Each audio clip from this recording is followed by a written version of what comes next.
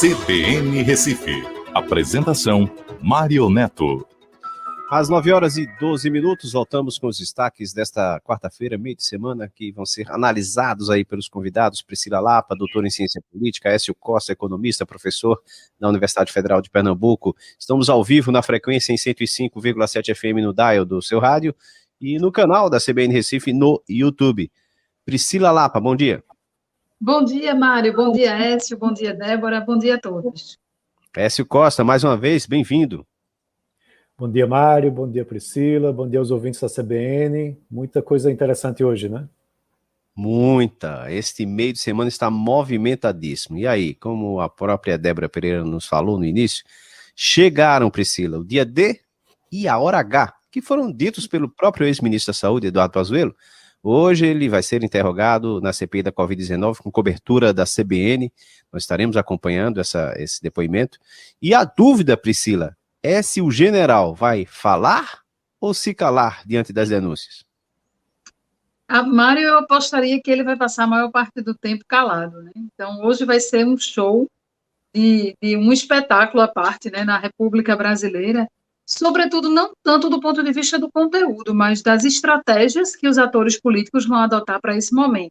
O governo prepara, né, vem preparando ao longo dos dias a sua linha de defesa, né, tentando encontrar caminhos para confrontar as narrativas da CPI, já fez isso com todos os depoentes, mas o de hoje, especificamente, é um depoimento que pode, sim, de fato, comprometer de forma muito expressiva o governo federal, justamente por se tratar do ministro que ficou a maior parte do tempo à frente do Ministério da Saúde no governo Bolsonaro e nesse processo da pandemia. Ademais, é um ministro que responde, né, um ex-ministro que responde já em ações que investigam a omissão ou a inoperância do Ministério da Saúde, no caso lá do abastecimento de oxigênio no estado do Amazonas, né, na cidade de Manaus. Então, é um depoimento que, inevitavelmente, acirra os ânimos, e, por outro lado, os senadores que compõem a CPI, que tem uma tendência anti-governo, também preparam estratégias para fazer afirmações para que o ministro, se decidir ficar calado, aquela história de que do quem cala consente. Então, vai ser, sobretudo, uma observação, né? O cidadão vai poder conhecer aí um pouco mais de estratégia política do que propriamente o conteúdo. O conteúdo tende a ser também de muita atenção, né? Porque, de fato, ontem eu ouvi um dos depoimentos, além da própria testemunha do ex-ministro Ernesto Araújo, uma questão importante que foi trazida, né, como uma tentativa de invalidar os argumentos colocados até agora, é de que investigar cloroquina, o desvio de recursos ou de energia, o gasto de tempo com essa questão da cloroquina, que tudo isso seria apenas cortina de fumaça, que não era isso que, de fato, interessava. Mas isso sim interessa de verdade, porque a gente está falando aqui de escolhas políticas, escolhas para enfrentar uma crise que estão levando a resultados que até o momento se mostram desastrosos. Então, o dia de hoje é, sim, um dia histórico. Agora, vai ser para os fortes, viu? Porque o bate-boca vai ser grande, o clima vai ser muito acirrado, e as pessoas que não têm muita paciência com esse tipo de debate realmente não vão conseguir consumir essa informação por muito tempo. Écio Costa, economicamente falando, qual o impacto desse depoimento de hoje? Zero. Praticamente nenhum. A gente tem uma outra dinâmica. Dinheiro ali, né? Na questão da pandemia, até hoje se gastou muito dinheiro. Não, eu estou falando do depoimento, né? Das ações lá atrás, aí é outra história. Aí a gente teria que passar uma manhã inteira discutindo sobre isso, porque os impactos são realmente muito negativos.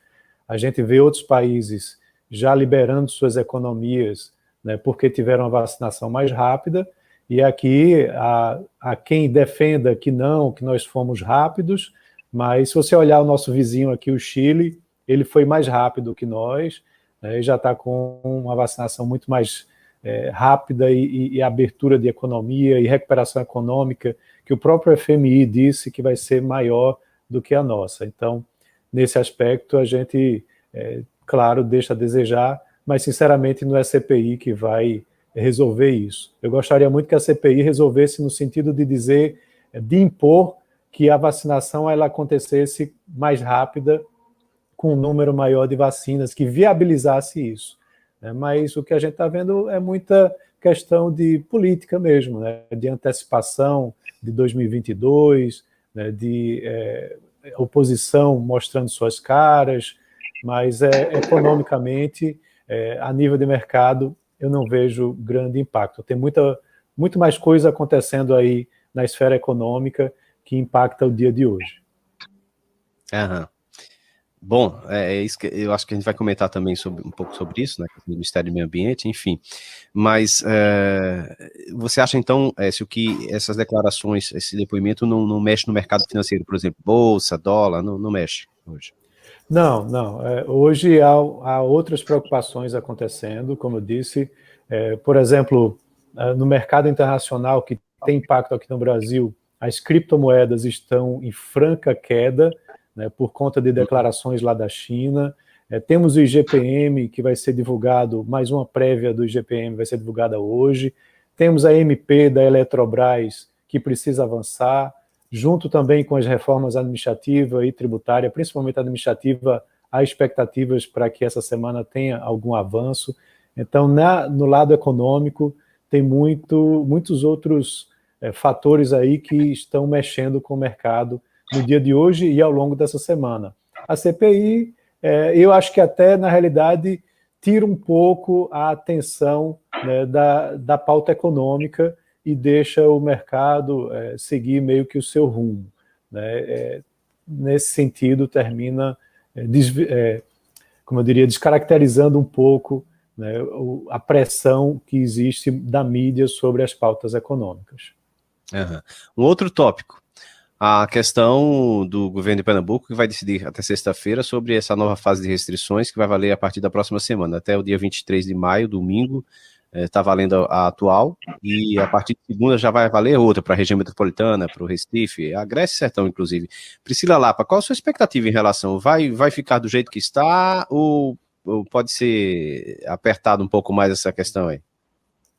Eu acho difícil fazer uma análise de que haverá uma restrição ampla, né, valendo para todas as regiões do estado, né? O governo pontualmente observou os dados do Agreste, né, percebeu que aquela região estava realmente, nunca deixou de ser uma região profundamente impactada, mas, de fato, agora parece que os indicadores sinalizam à beira do colapso, porque 100% de ocupação significa que o sistema não comporta mais nada, que ele não consegue dar conta de mais nenhum atendimento, né? Então, chamando a atenção especificamente para aquela região, que, diga-se de passagem, é uma região também muito impactada do ponto de vista econômico, né? Uma região que vive muito de venda, de comércio, de varejo, e essa parte foi profundamente impactada pela pandemia. Então, eu acho difícil que o governo do estado anuncie algo que seja uniforme, né, para toda, a não ser a manutenção do que já temos.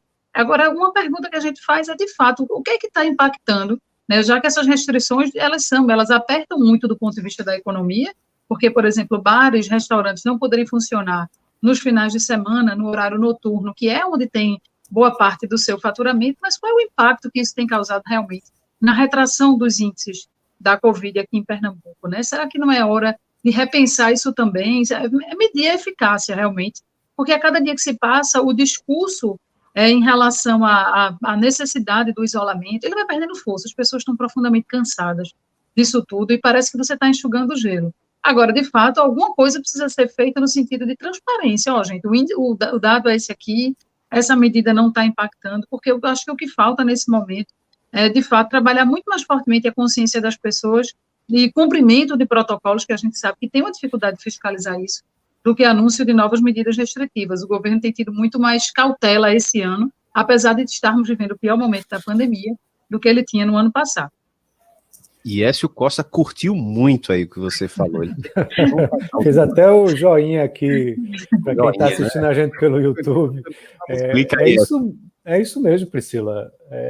A gente está numa situação econômica muito difícil para o setor de serviços, tá? E você já mencionou bares e restaurantes, mas também o setor de turismo, cultura, e as medidas, elas não estão funcionando mais, porque a população não está obedecendo. Então não adianta você também ser muito restritivo, a não ser que você declare um toque de recolher, feche tudo, as pessoas não possam ir para as ruas. E isso vai ter um impacto devastador na economia, né, porque vai atingir não só o setor de serviços, como a agricultura, a indústria, né? Então, na situação atual, você não pode também ser muito rígido. Essa medida que atinge o interior do estado veio com muita reclamação, né, por parte, por exemplo, da ASIC, da Associação Comercial lá de Caruaru, e há assim, uma dificuldade realmente de conseguir conter essa situação.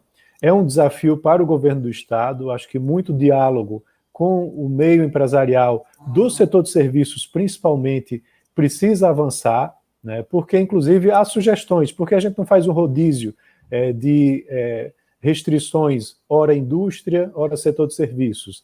Não, em geral, o setor de serviços é o único que realmente sofre com as restrições, né, e a gente vê problemas como superlotação em ônibus e outras praias lotadas e coisas do tipo acontecendo, enquanto que os bares, restaurantes e outros prestadores de serviços sofrem diretamente com essas medidas de restrição.